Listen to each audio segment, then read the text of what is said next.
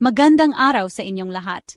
Ngayon, tatalakayin natin ang isa sa mga pinaka-kontrobersyal na paksa sa kasaysayan ng Pilipinas, ang giyera kontra droga ni Duterte. This is presented to you by Education 4708. Just proceed to view the full content. Dahil sa tinatayang 30,000 na pagkamatay na may kaugnayan sa kampanya, nagsasagawa ngayon ng investigasyon ang International Criminal Court (ICC). Ngunit iginiit ni Sara Duterte na hindi makatarungan ang pag-iimbestiga lamang sa 43 kaso mula sa 30,000 na pagkamatay. Ito ba ay isang makatwirang depensa o isang paraan upang umiwas sa pananagutan? Suriin natin. Tinataya ng mga grupo ng karapatang pantao at ng media na nasa humigit kumulang 30,000 ang mga namatay dahil sa giyera kontra droga, kabilang ang mga operasyon ng pulisya at mga pagpatay ng mga vigilante. Iniimbestigahan ng ICC kung ang mga pagkamatay na ito ay bahagi ng isang patakaran na pinahintulutan ng Estado, hindi lamang mga ilang insidente. Subalit inaangkin ni Sara Duterte na hindi patas ang pag-iimbestiga lamang sa 43 na kaso. Kung gayon, ano ang sinasabi ng depensa? Una, pinagtatalunan nila ang piling hustisya. Bakit 43 kaso lamang ang tinutuunan ng pansin?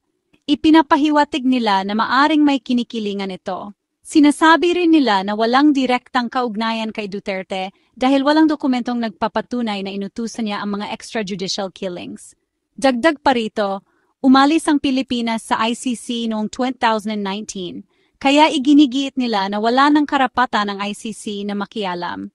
At panghuli, kinukuwestiyon nila ang bilang na 30,000 na sinasabing mas mababa ang opisyal na bilang. Ngunit narito ang mga kontra-argumento. Hindi kailangang imbestigahan ng ICC ang lahat ng 30,000 na pagkamatay. Pumipili ito ng mga pangunahing kaso upang maitatag ang isang huwara ng karahasang pinamunuan ng Estado. Ang layunin ay patunayan ang isang sistematikong patakaran. Maliit na bahagi lamang ng mga pagkamatay na ito ang naimbestigahan ng sistema ng hustisya sa Pilipinas. Kung ginawa nila ang isang masusing trabaho, hindi na kailangang makialam ang ICC. Ang mga pampublikong pahayag ni Duterte na naghihikayat ng mga pagpatay ay nagpapakita ng command responsibility. Ibig sabihin, maaring managot ang mga pinuno sa mga krimeng nagawa sa ilalim ng kanilang pamumuno. At sinasaklaw ng investigasyon ng ICC ang mga krimeng nagawa bago ang 2019, kaya hindi nabubura ng pag-alis ang mga ito. Ano ang susunod para sa Pilipinas? Kung magpapatuloy ang ICC, maaring maharap sina Duterte at iba pang mga opisyal sa mga international arrest warrant na makakaapekto sa kanilang kakayahang maglakbay.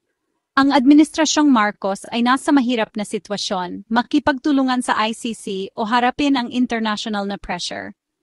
Ang kasong ito ay maaring maging halimbawa para sa mga susunod na pinuno ng Pilipinas sa paghawak ng mga karapatang pantao at hustisya. Ano sa tingin ninyo? Dapat ba magpatuloy ang ICC sa pag-iimbestiga o dapat bang hawakan ito ng Pilipinas sa loob ng bansa?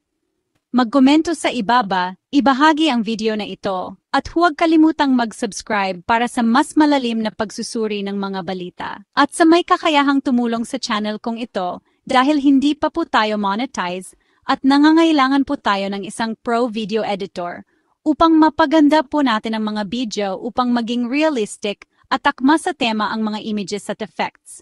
Huwag pong mag-atubili sa pag-donate via GCash at 0935-543-3948. Ang inyong donation ay magiging daan para mas mapaayos pa po natin ang ating mga videos. Maraming salamat sa pag-unaw.